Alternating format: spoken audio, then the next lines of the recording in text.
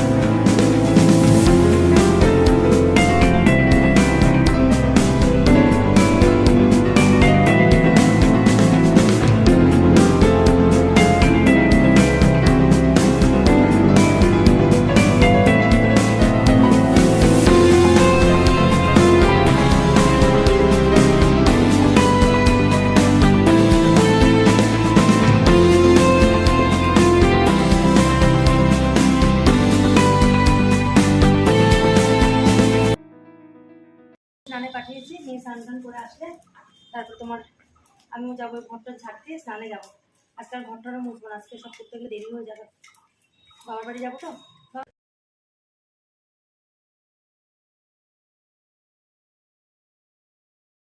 বলি না, কাজ আমার এই বাড়িতে, কাজ ওখানে আমার কিছু নেই। একটা দুটো ঘরে আমি কি দেখাবো তোমাদের।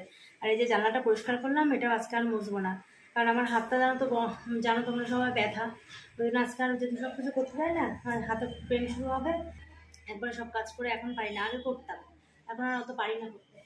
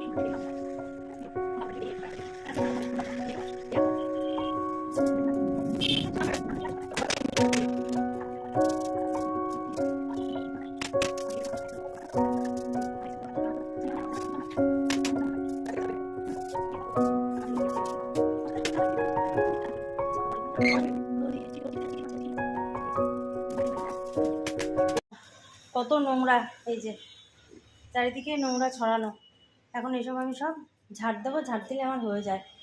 এদিকে সব পরিষ্কার টরিষ্কার করলাম, ওইখানে ওই বাঙ্কারটা পরিষ্কার করব। আর দেখো এখানে যখন ছিলাম মেয়ে তো নাচ করতো, ওই যে তোমায় না, এই যে আমার মেয়ে দেখো কত ছোট, আর আমি এই যে আমার দেখো চেহারা স্বাস্থ্য তখন কেমন ছিল, অন্যরকম ছিল। ওই তোমার বসন্ত উৎসব হবে সেই ইয়েতে যাব। আর এটা আমাদের বিয়ের ফটো, এটা হচ্ছে বিয়ে ঠিক হয়ে গেছে, ওর এক অফিসার ফোন করেছে, তার সাথে আমি কথা বলছিলাম, এই দেখো। আর এই যে আমার সোনা তখন খুব ছোট্ট, এগুলো নামালাম আবার উঠাবো, কারণ এগুলো ভেতরে ঢুকিয়ে রেখে দিয়ে যাব। আর এই যে আমাদের বিয়ের ছবি দেখো, এই যে আমি দেখো,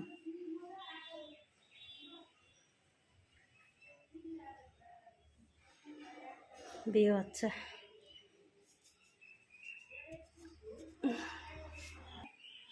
এখানে তরকারি রয়েছে, রুটি আর কলা রয়েছে, খাবো।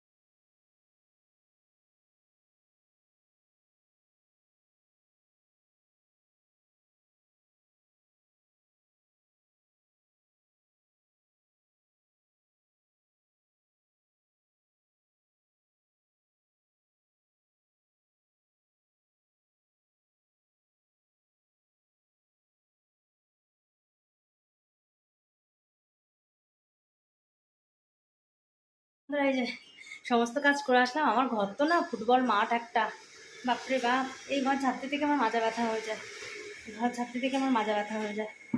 তো যাই হোক, কাজকর্ম সব গোছানো হয়ে গেল, আর তোমাদের সঙ্গে বললাম আজকে আর মোছামুছি টোছামুছি কিছু করবো না, মানে জল দিয়ে যেটা মোছা ঘরটার আমি এমনি ঘর এমন ঝাড় দিই না, না মুছলেও চলে, কিন্তু আজকে যেহেতু পুরো ডাস্ট তো মুছলে ভালো হতো, কিন্তু দেখে এখন না পারলেও রাত্রেবেলা যদি পারি মুছবো, আর এখানে তো আমার মপ টপ কিছু নেই। যাই হোক, এখন আমি স্নান টান করে তারপরে বাবার বাড়িতে যাব, অলরেডি 12:30 বেজেও গেছে। আর হচ্ছে তোমার এই যে জানলা মাল্লাগুলো দেখলে মুছলাম, এগুলোও কালকে আমি ওই জল পোঁছা করবো, আর আজকে আর সম্ভব হচ্ছে না। তো চলো স্নান টান করে তারপরে আবার তোমাদের সাথে কথা হচ্ছে। আমি আবার আমার ঘরের ফাইনাল লুকটা দেখিয়ে নিই। এই যে দেখো বিছানা এইভাবে গোছানো হয়ে গেছে, আর দুটো চেয়ার এখানে থাকে, আর এই যে আমার শোকেস, এর মধ্যে মেয়ের প্রাইস ভর্তি, এর মধ্যে ছোটোবেলায় খেলনাও আছে, আর এই যে মেয়ের এখানে থাকছে ছোটো পুতুল, এই একটা, আর এই যে আমাদের অনেক আগের ছবি, এই যে,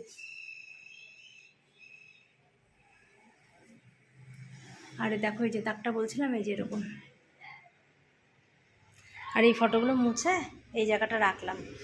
আর এই তো দেখলে আমাদের জানলা, এটা রাস্তা দেখা যাচ্ছে, এই সাইডে লোকজন যাচ্ছে, আর এই যে চারিদিকে এই যে টুকটাক করে গুছিয়ে রাখলাম। ওই একটা শোকার, ওই মাথার পরে আমার টিভি থাকতো, আর ওইদিকে দরজা চলে গেল, আর এটা আমার বিয়ের আলমারি বাবা দিয়েছিল। এই যে বারান্দা দিয়ে সোজা গিয়ে ওই যে সিঁড়ি উঠে গেল, আগেও দেখিয়েছি তোমাদের। এই যে উপরে যা সিঁড়ি চলে গেল উপরে একদম, আর এটা হচ্ছে আমাদের নিচের সিঁড়ি। আর এই যে একটা রুম, এই যে মা পুজো টুজো দিয়ে গেল এই মাত্র, এখানে মা এখানে পুজো দিয়ে গেল। এই যে একটা রুম, এটাও গুছানো আছে, তাও কালকে একটু গুছাবো আমি, কারণ একদিনে কি বলো তো সম্ভব না। দেখো এই যে বাবার বাড়ি চলে এসেছি, এই একটু আগে আসলাম, ঘরের সামনে থেকে টোটো পেয়েছি, এক টোটোতে সোজা বাড়ি এখানে চলে এসেছে। এই যে মা, এই যে মা, আর এই যে মেয়ে আর আমি, মেয়ে এসে ড্রেস চেঞ্জ করে নিয়ে যায়, এবার সবে বসছি এখানটায়, না না বসে এইখানে, তারপরে তোমার ওই চুলটা ছেড়ে দিলাম, কারণ সবে শ্যাম্পু করেছি তো, শ্যাম্পু করে এসেছি তো, শ্যাম্পু করে চুল যদি না ছাড়ি তাহলে আর শুকাবে না তোমার। তো এখানে এখন একটু বসছি, বসে তারপরে একটু পরে খাবো, খাওয়া দাওয়া করবো। আসার কথা ছিল অনেকক্ষণ, কিন্তু কি করব, ঘর বাড়ি গুছাতে হলো, আর আমি বললাম না আমার ঘরটা একটা ফুটবল, ও ঝাড় দিতে গেলে আমার মাথা পুরো ব্যথা হয়ে যায়, যাও না তো। তো যাই হোক চলে আসছি, শ্যাম্পু করে আসলাম, না করলে না চুলটা কেমন, অনেকদিন হয়েছিল শ্যাম্পু করিনি তো, কেমন মানে আঠা আঠাও হয়ে গেছিলো। তো এই যে দেখো মা কি বলছো বলো। ও আমার মা এইখানে দেখবে যে মার চুল পাকা কেমন লাগছে। এই যে মা বাড়িতে ম্যাক্সিই পড়ে, আমার শাশুড়ি যেমন তোমার ওই শাড়ি ঠাড়ি পরে, আমার এইখানে কোনো, আমাদের বাবার বাড়ির এই এলাকাটা আমার কেউ কারোর অত মানে কে কী করলো অনেকটা, আর এখানে সবাই পড়ে, আমাদের এই এলাকাটা তো সবাই পড়ে বাবার বাড়ির এলাকায়। আমার শ্বশুরবাড়ির এলাকায় আবার শাশুড়িরা এসব পড়ে না, বুঝলে তো। আর শ্বশুরবাড়ির এলাকায় আবার শাশুড়িরা সব শাড়ি পরে, বউরাও বাড়িতে শাড়ি পরে, তাও এখন ইদানিংকালে আর কি বউরাও নাইটি চুড়িদার ফুড়িদার সবই পরছে। তো চলো সমস্ত কিছু করে নিয়ে তারপরে আবার আসছে তোমাদের সাথে কথা বলতে। বন্ধুরা এই যে শুয়ে পড়েছি, বলছি না শরীরটা তো ভালোও নেই, এত মানে ঘুম পাচ্ছে, ঘুমে মানে আমার চোখ আমি তাকাতে পারছি না, মানে চোখ জ্বালা করছে একদম ঘুমে। যাই হোক চলো ঘুম থেকে উঠে এসে তারপরে আবার তোমাদের সাথে কথা হচ্ছে। এই ভাইয়ের ঘরে শুয়েছি, পদ্মা দিয়ে দিয়েছি চারিদিকে, আর এই দেখো মশারিতে শুয়েছি, মশারিটা আর খুললাম না। আমার মা বলছে মশারি খুলিস না, মশা চিড়ে খাবে না গো, তারপরে এত একদম মশা নেই, ওই মশারি ভাই বেরিয়ে গেছে, মা আর খোলেনি, তা বলছে ওরকমই থাক। তাই একটা কর্নার টানিয়ে নিলাম, নিয়ে ওর মধ্যেই শুয়ে পড়লাম। ঘুম থেকে উঠে এসে আবার তোমার কথা হচ্ছে, কি হবে, মার তো বয়স হয়ে গেছে না।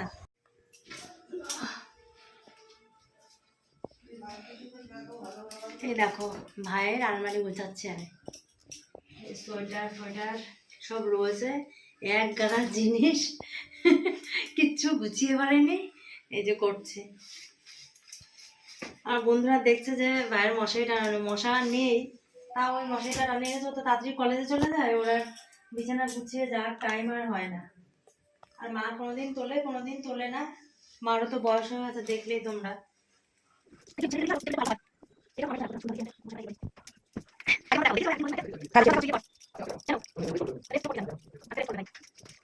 দেখো বন্ধুরা, এই যে চলে এসছে, চলে এসে দেখো কি নিয়ে বসেছে, এই যে এগরোল। এগরোল নিয়ে এসছি, ওই যে মেয়ের এগরোল। মা বলছে একটু পরে খাবে, মা এই কারণে একটু পরে খাবে, ওই নিচে যে ভাড়াটে রয়েছে আমাদের, ওরা নাকি আবার 4-5টা লুচি দিয়েছে মাকে খেতে, মানে ওই লুচি মাংস দিয়েছে খেতে, ওদের বাড়িতে আত্মীয় স্বজন এসছে, তাই খেয়েছিল। ও আচ্ছা, মা বলছে তোমরা সবাই খাচ্ছ, আমি একা বসে থাকবো, একটু সরে যায়, তাই ওই যে মাও বসতে যে নিয়ে এসছে ওই যে এগরোল।